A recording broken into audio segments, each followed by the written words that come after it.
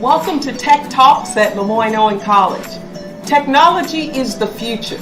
It's almost impossible to become successful without relying on it in some capacity.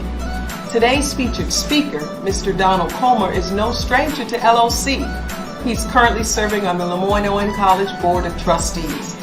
Access and technology are critical for students to succeed in today's society. Trustee Comer's message about the use of data and building a data-driven culture is very timely and one that can inform the way one functions as a scholar or a professional. Welcome, Trustee Comer. It's time to spread your magic. Thank you.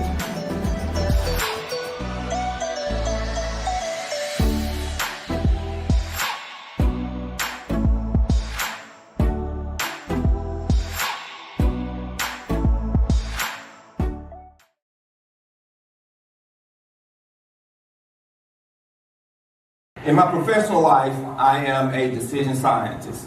And what that really means is that I have a good understanding of the business. That's first and foremost. If you're going to use data, in order for it to be effective, you have to understand the business. I have a team that I lead. I'm not an advanced analytics guy, but I understand the whole concepts and all the techniques of using Hadoop and all the other technologies that facilitate the use of data to be effective in finding insights.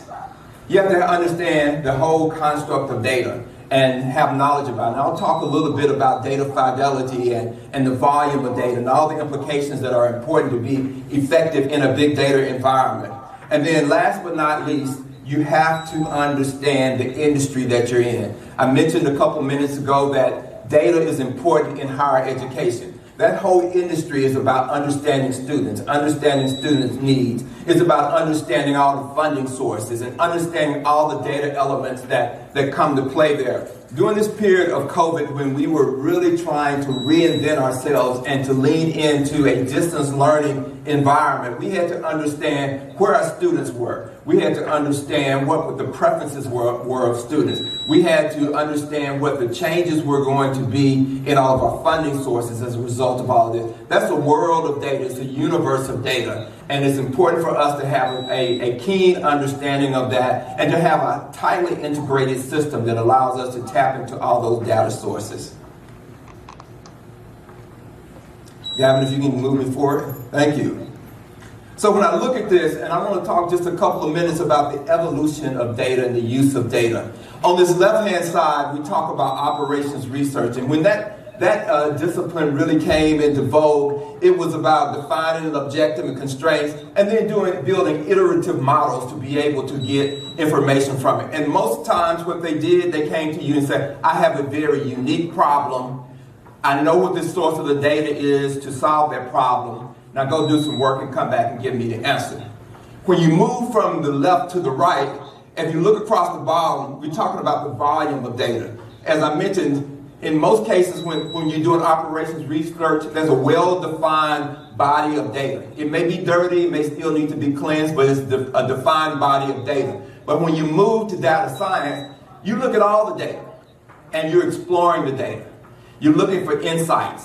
You may have a hypothesis that you want to know. It may not even be a fully defined business problem yet, but you're exploring the data and you're looking for insights, and hopefully you discover things not just to solve the hypothesis, but to point you toward new opportunities to iterate, to be better, and to be more agile as a business or as an institution. So I talked about the volume of data. One of the things that has always been challenging as data scientists, as decision scientists, has been storing the data and processing the data. So early in my career, when I was developing software for our customers to ship with us, at the very start of the software design, they would always ask me, what data do you want me to save? And I, recognizing the cost of data storage and the cost of processing, I'd always have to pick and choose. In today's environment, with a lower cost to process data and lower cost to save data, my answer is I want it all, because I don't know what I don't know until the question comes up or the idea comes up and I need to search and explore that data for potential opportunity. So over time, we've gone from basic descriptive analytics, which simply means I need a report. Can you generate a report and give me something to think about? To something that we're wanting to be more prescriptive. We want the information to help us to devise approaches to solve problems more so than just get a report and hope that the person who gets that report can receive it, analyze it, digest it, and make a decision. We want to be a little more prescriptive. We want to advise on outcomes. And that means we've got to use some more sophisticated modeling. We're going to use mathematics. I know LeMoyne-Owen has a mathematics program, so if you consider what you want to do, you don't just have to teach. You can go into data analytics. It's building algorithms and heuristics. That means that there's a blending with the capabilities that Dr. Farabee talked about in computer science and in the cybersecurity with other disciplines. And then ultimately, we don't want it to just be prescriptive and suggest that what we can do. We want it to provide some prescriptive insights and then predict what the outcomes should be. That's the nirvana that you want to get to when you talk about data analytics.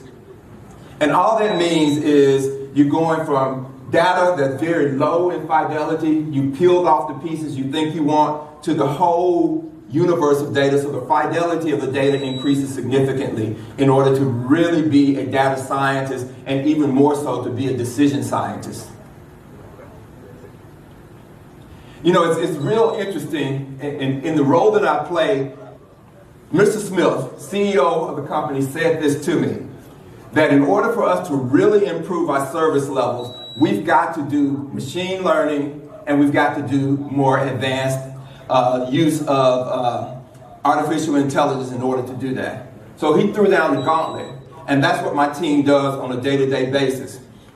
And what we're really talking about here is data has now become the new oil, and decision science is how we get the value from it. So you're looking at this whole process of data, and it comes in various forms and various storage mechanisms, and you've got to figure out how to process it so that you can then do machine learning. And what machine learning means is that the technology becomes as smart as an individual. Each time it encounters an experience, it learns more about the circumstances and continues to be able to do that. One of the things that my team has designed is something that we call a package fingerprint. So we went from the perspective of we need these 6 scans to tell me where a package is going to be and if it's going to deliver on time between Memphis and Dallas. Well, what we realized is we don't need those 6 scans because that limits the flexibility of our operations people to be dynamic in getting that package there on time, especially when there's an issue. So now what we look at is patterns that occur on how that package gets there. So it may not be those 6 scans, it may be 3 of them, or it may be 15 scans that had to occur in order to be that. And so we've created a unique package fingerprint, and through a machine learning model, every time that package moves through there, the machine learning algorithm gets a little bit smarter and recognizes the differentiations and then finds the best fingerprint to ensure us that package is going to be there. And then all the way to the other side, one of the things that my team did was, if you followed us, you know that we introduced a low-speed artificial AV, or autonomous vehicle. That required high-speed maps to be able to do that. What my team was successfully able to do was to go to Google Maps, look at Google Maps, look at maps of all these sidewalks, and determine what's the best path for us to send that on. And again, through machine learning, it iterates and it gets smarter each time they experience or encounters one of those things. So that artificial intelligence, that machine learning, all based on that new oil, which is data. So how do we do that? We have a very defined process that we approach this in. We start with data acquisition. Here at the university or here at the college, there's an opportunity to identify all the places where data is captured. And sitting on the technology committee with Mr. Elliott, we talk all the time about the integration of data and how do we acquire that data. And then once we get the data into a storage area, we got to be able to manage that so we can retrieve the data and make it available to the finance area, to the enrollment management people so that they can process and do something with it. So you got the data, we've got effective management of the data. Now, what we all should be invested in is creating business insights. The data isn't worth anything unless we can mine the data and look for opportunities to do something different, look for opportunities to create efficiencies, look for opportunities to better service our students, our administration, and the community within which we live. And all of those insights are amazing to have, but they are only as good as our ability to turn it into business value.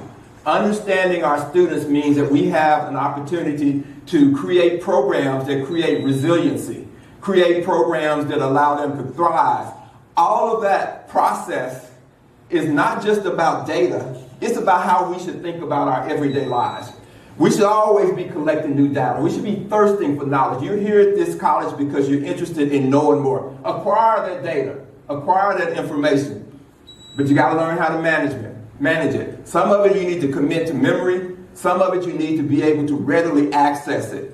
But you got to learn what's what and be able to manage that. And then from all of that, be curious. Always think about an opportunity to share something new, to inspire somebody to think about something different, to be able to position yourself for the next best opportunity in your career. And then, what's the real business value of a 4-year education? Money in your pocket, a big salary, a nice lifestyle.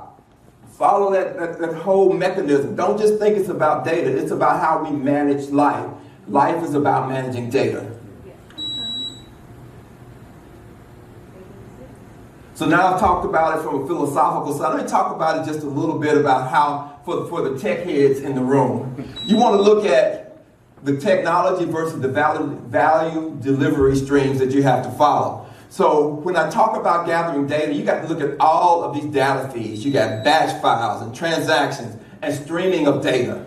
Once you do that, this is all on the acquisition side and the management. You got to ingest it. You got to parse the data. You got to clean the data. You got to make sure that it's homogenized so that it all fits in together. How do you distribute it? How do you make it available? How do you create data democratization, which means that the least of us have access to the data and can do something with the data? And then you got to store it. You got to make it readily available. You got to create warehouses and repositories. And then you got to position it for our ability to effectively use big data analytics.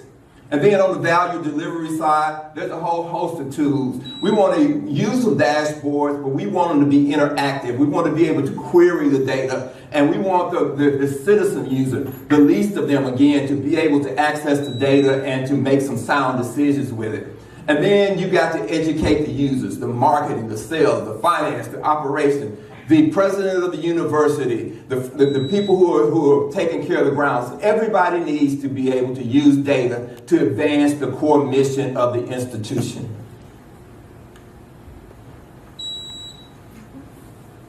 And I thought it might be just real interesting to show the evolution of FedEx. From 1975, around the time we got started, all of our data was hosted on our mainframe.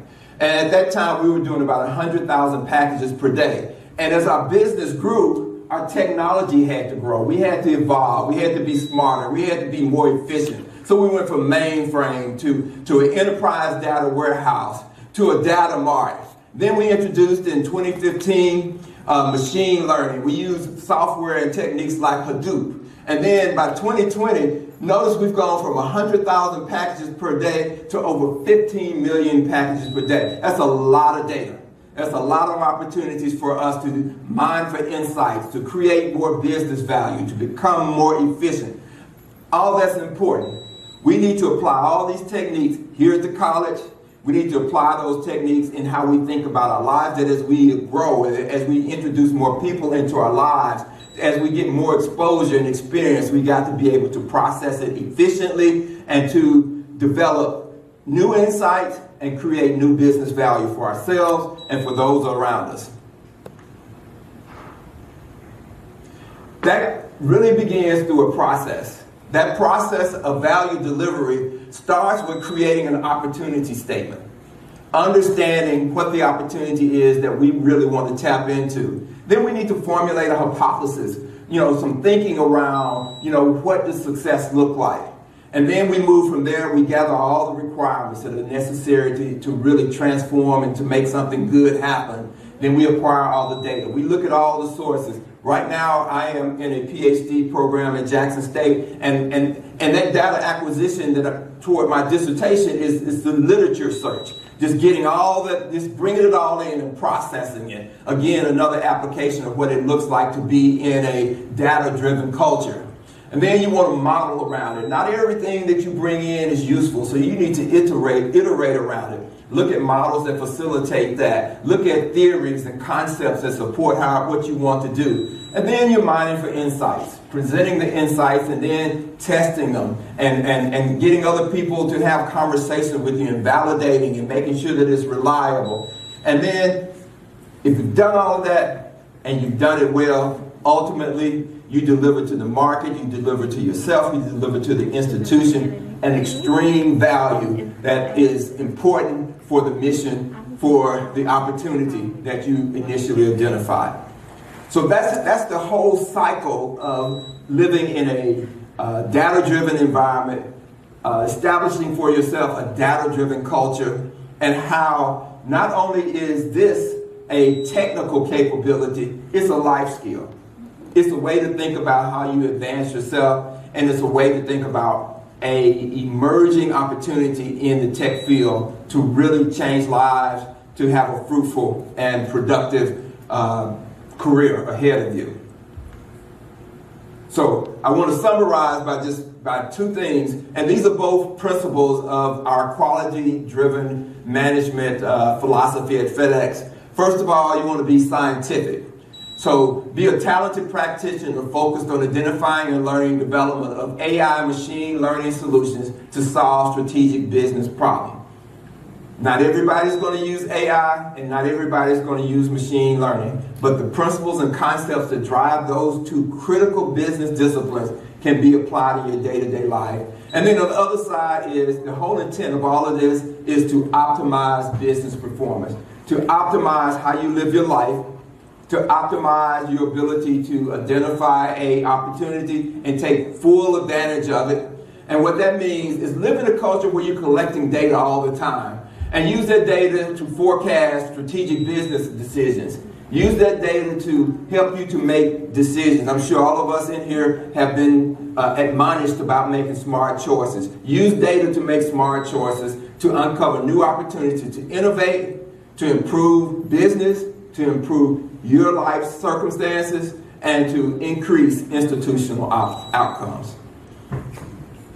That's my presentation. Yes. I just wanted to share with you the importance of being data-driven. Now, I'm now told that I'm here to answer any questions. Yeah. I am not shy. I'll take tough questions. I love easy questions, though. Anybody in here a computer science major? No computer science major? What's your major? She's one of our IT employees. Oh, IT. All right. So what did you study? I didn't go to college, so I didn't. That's okay. So why'd you choose the discipline you're in? I'm a tech person. I like anything new. I like to learn new things. So it's kind of like we phones and laptops. I would always kind of get a new one just to see what's the difference in that one and the previous one I had. So it was just something that was interesting to me. Yeah, you know, I love to be a life coach. So when you said you're not just a nothing. You are a valuable part of the ecosystem here at LeMoyne-Owen. And I will tell you that this whole area of technology, we have learned that it's a skill. And so what we got to get good at is blending skills with education. And so you're applying a skill, and for this institution, it has significant value. Just think about what it would look like if we walked up on campus today and all of our technology was gone. You are a part of the lifeblood of this institution. So thank you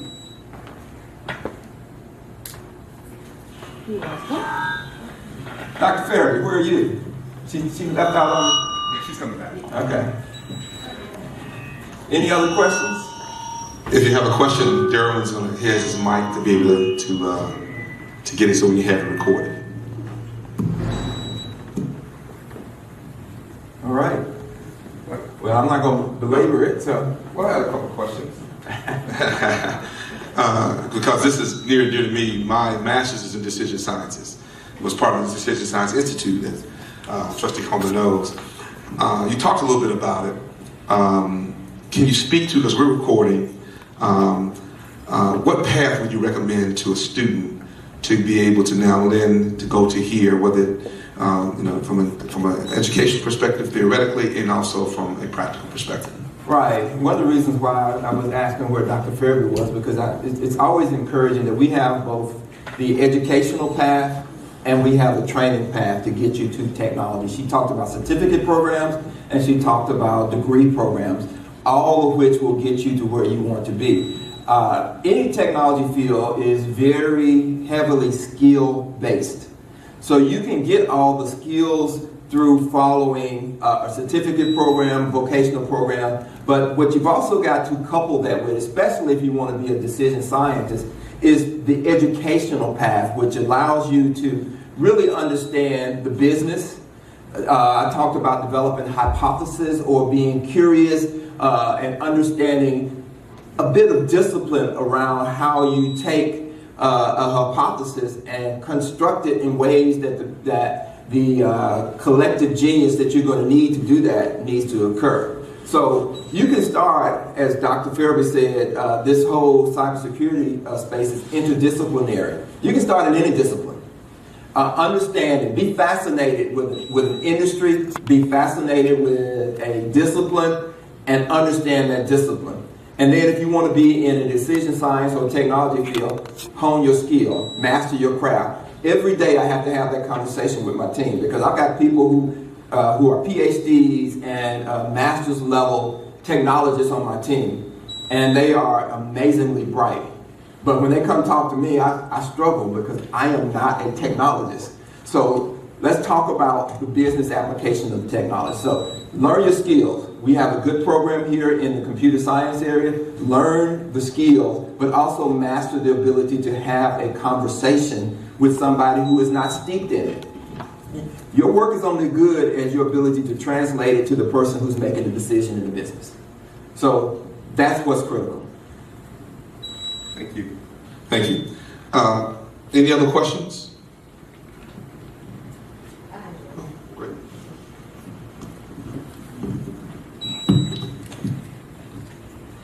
Very interesting. I am not technology driven, but I work with it. My question is, in my role as a fundraiser in advancement, when I'm looking for seeking opportunities from partnerships, one of the first things that I talk about when I talk about cybersecurity is opportunities for internships. So if someone comes to FedEx, and would they have an opportunity to work in the department that you're in? It'd be a little challenging because most of the positions in my area require masters because it is a very targeted skill set. And I've been very intentional about it because to do the work that we do, it's an emerging field. And so that, I need to keep people. And so, I was using just yesterday the whole premise of enrollment management, the retention and doing all that to try to drive home the point because the field is emerging and we provided opportunities for people to have experience in it. There's constantly somebody recruiting away my team, even internal to FedEx. So I have a revolving door. So when I hear LeMoyne-Owen talk about enrollment management and all the challenges there, I live it every day. It's different industry, alternate reality, same problem. But what I will say is there are tons of opportunities within the IT space to be able to do that. And happy to work with anybody who's interested to get them connected with the right people. And Nobody that don't look like me in here. That leadership team looks like me. So that always helps when we're having conversations. Yes, ma'am. Okay, so I just heard you say most of your team has master's degrees. I'm here at LeMoyne studying cybersecurity. Next year I'll be a senior. I would like to go right into a master's degree. What master's degrees do you look for to bring into your team? It varies. It depends on what you want to do, you know, and I'd be happy to talk to you and understand more about what you want to do and then steer you that way. One of the other things that I do, and just this week, I work very closely with the Dean of the Business School at Emory University, which is a top 20 business school. And they have established a one-year Masters of Science in Business Analytics program. So 10 months, and you graduate and you have that. It's a highly competitive program. They have over 700 applicants, and they take about 45 applicants each year. But when you come out, you are steeped in it. And part of the benefit is that my team works closely with them, and they do projects that are specific to work that FedEx needs done. And we've hired out of that program every single year. But that's just one example. There are tons of schools out there that do that. You know, I always say that the best combo is the combo where you get this amazing HBCU experience, and you know, you just thrive in this environment that makes you prepared to deal with all that life throws at you, and then go to a top tier program and get that master's program. And there's some great ones out there. And you know, I'm always happy to be a thought partner with you know, the faculty, staff, students here at LOC, because you know, it's my passion. Sure. Okay, when people think of IT, they think of like the people in the back room, like, you know, little mousy people. I'm not that person. I want to be out front. I want to be seen. I want to talk to people. I want to converse. So is that, in your department, is that something that you guys do, or are y'all the guys that are in the back that nobody ever sees? It's a combo. You want to be a business analyst. You want to be the person within IT who's out front understanding the business requirements, influencing them to the extent that you understand technology, so that when they say, I want to do X, Y, Z, you then counsel and coach them and suggest to them, yeah, you want to do X, Y, Z, but maybe you want to do X, Y, Y, because the technology won't do that there. I hear what you're asking for, but I can solve your problem slightly different than what you're asking for. So it's a back and forth. That whole agile process that was one of the questions that was in the Kahoot, that's where you would shine. You would be that person who would help people to think through it, because you understand. You know, I talked about business acumen. You got to have strong business acumen to do that. So if you are heads down in the technology, that's going to be a challenging role for you to do. I took this job about 4 years ago, and my boss told me that one of the best pieces of advice she gave me was be fascinated with the business. No matter what your discipline is, when you go into a company, be fascinated with the business. If you cannot be fascinated with the business, it's not a good fit. You should probably be somewhere else. You can still be an IT person. You can still be a business analyst, but you got a long time to work. And if the fit's not right and the business doesn't fascinate you, it's not the right job.